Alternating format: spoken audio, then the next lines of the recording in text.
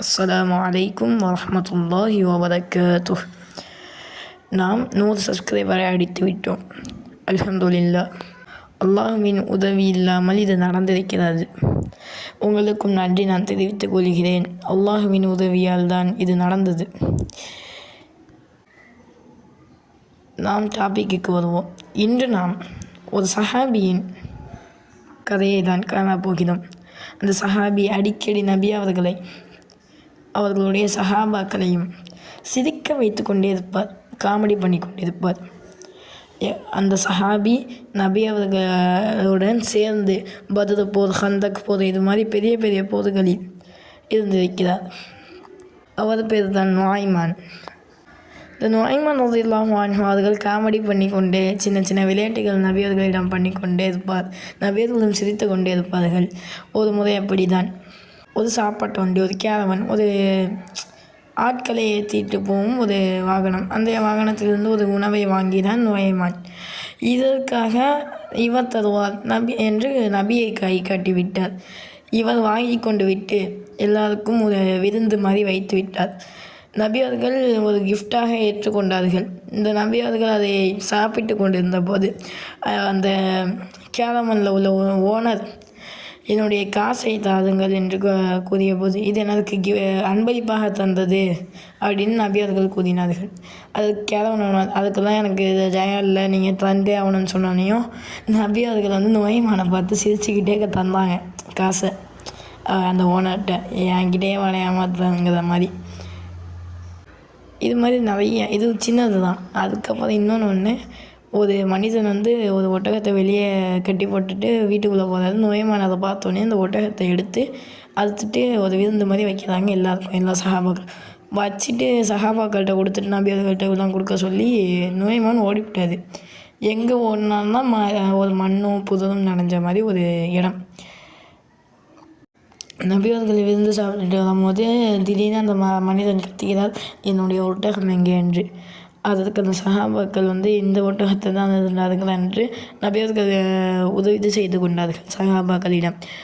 அப்போது நுழைமான் எங்கே என்று கேட்டார்கள். அவர்கள் இங்கே இந்த இடத்தில் இருக்கிறார், மறைந்து கொண்டிருக்கிறான்னு சொன்னவுடன் அங்கே இடத்திற்கு போய்விட்டு கண்டுபிடித்து விட்டார்கள். அவர்கள் மண்ணும் புதருமான இடத்தில் நுழைந்திருக்கிறார்கள். நபியர்களை நபியர்கள் நுழைமானை எந்திரிக்க சொல்லி மண்ணை தட்டிவிட்டு சிரித்து கொண்டே இருந்தார்கள்.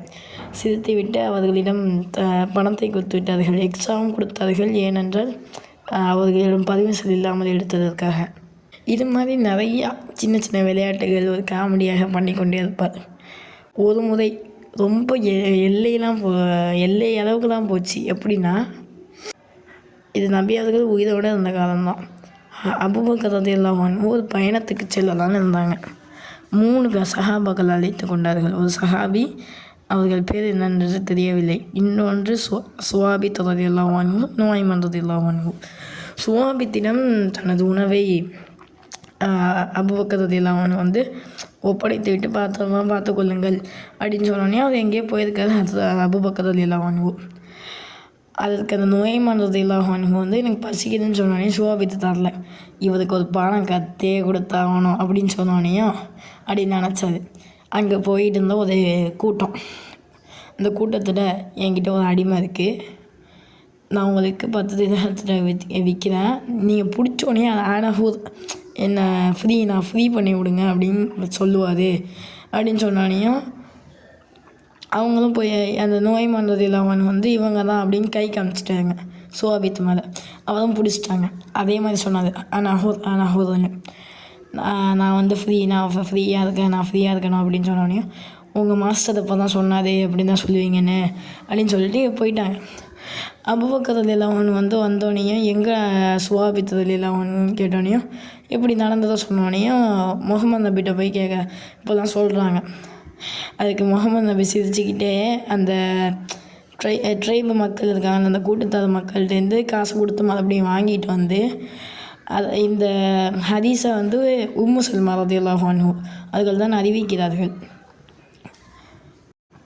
இதனால் ரசூலுல்லாஹும் ஸல்லல்லாஹு அலைஹி வஸல்லம் அவர்களும் அவர்களுடைய சஹாபாக்களும் ஒரு வருடம் அதை நினைத்து நினைத்து சிரித்து கொண்டே இருந்தார்கள். இவ்வளவு இல்லைன்னா காமெடியானது தான் இந்த நுழைமான். சில பேர் கூறுவார்கள், ஏன் இஸ்லாத்துலலாம் சிரிக்கக்கூடாதுப்பா, இஸ்லாத்தில் ஃபன்னும் உண்டு, என் நபி சிரிக்கவில்லையா, காமெடிக்கு சிரிக்கவில்லையா, சின்ன சின்ன விளையாட்டுகள் தான், இது ஒரு வாழ்க்கை தான். அதுக்கப்புறம் இன்னொரு காமெடி செய்தார். நுழைமான் உஸ்மான் ரலியல்லாஹு அன்ஹு அவர்கள் காலத்திலும் வாழ்ந்தார்கள் தான். நபி அவர்கள் இறந்து விட்டார்கள். உஸ்மான் ரலியல்லாஹு அன்ஹு கலீஃபாக இருந்தார்கள். அப்போது ஒரு மஸ்ஜிதுக்குள் ஒரு கண்ணு தெரியாத ஒரு மனிதன் நுழைமான் ரலியல்லாஹு கேட்கிறார், என்னை யாராவது ரெஸ்ட் ரூம் அழைச்சிட்டு போக முடியுமா அப்படின்னு சொன்னோன்னையும் அந்த நுழைமான் ரலியல்லாஹு அன்ஹு நான் அழைச்சிட்டு போகிறேன்னு சொன்னோன்னையும் ரெஸ்ட் ரூம் அழைச்சிட்டு போகாமல் இன்னொரு ஒரு சைடு காமிச்சு அழைச்சிட்டு போயிட்டார் பள்ளிக்குள்ளேயே. இப்படி அவனும் போனதுக்கப்புறம் சஹாபாக்கள்லாம் என்னாச்சுன்னு கேட்டோடனையும் நுழைமான் எங்கே அவன் தான் என்னை கூட்டிகிட்டு போனான்னு சொன்னோன்னையும் நுழைமான் ரலியல்லாஹு அன்ஹு வந்தாங்க. அவருக்கு தான் கண் தெரியாதுல்ல, கொஞ்சம் வாய்ஸை மாற்றி பேசி, நீங்கள் நுழைமான் தானே தேடிக்கிட்டு இருக்கீங்க அப்படின்னு இந்த வாய்ஸை மாற்றி பேசுகிறது. ஆமான்னு சொன்னோடனே நான் அழைச்சிட்டு போகிறேன்னு சொல்லிட்டு நுழைமான்ட்ட அழைச்சிட்டு போகிறேன்னு சொன்னோன்னையும் இவன் அழைச்சிட்டு போய் எங்கே விட்டுட்டாருன்னா அந்த ஹலீஃபா இருக்கிற இடம், அந்த அரண்மனை மாதிரி உள்ள ஹலீஃபா இருக்கிற இடம். அப்போ அவ்வளோ பெரிய அரண்மனை தான் இல்லை, அவர்களும் சாதாரண ஒரு வீட்டில் தான் இருப்பார்கள். உஸ்மான் ரலியல்லாஹு அன்ஹு அவர்கள் காமித்து விட்டார்கள். இந்த கண்ணு தெரியாதவர் என்ன பண்ணிவிட்டார், இவர் தான் நுழைமான்னு சொல்லிட்டு உஸ்மான் ரலியல்லாஹு அன்ஹு மேலேயே பாஞ்சிட்டார். உஸ்மான் ரலியல்லாஹு அன்ஹு சிரிக்கிறது கடந்து அவருக்கு தெரிஞ்சிச்சு இதனால தான் அப்படி பண்ணுறாதுன்னு. இது மாதிரியே நிறைய காமெடி ப்ராங்க்ஸ் எல்லாத்தையும் பண்ணிக்கிட்டு இருப்பாங்க.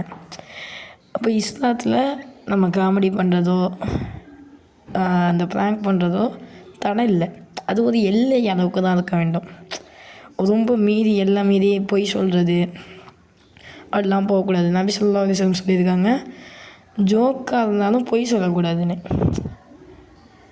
ஹதீஸில் அதுக்கு சொர்க்கம் கிடைக்கும், சொர்க்கத்தில் ஒரு பகுதியில் அந்த வீட்லேயும் அவர் ஜோக்கில் பொய் சொல்லாமல் இருந்தா அப்படிங்கிறாங்க. எனவே அனைவருக்கும் அஸ்ஸலாமு அலைக்கும் வரஹ்மத்துல்லாஹி வபரகாத்துஹு.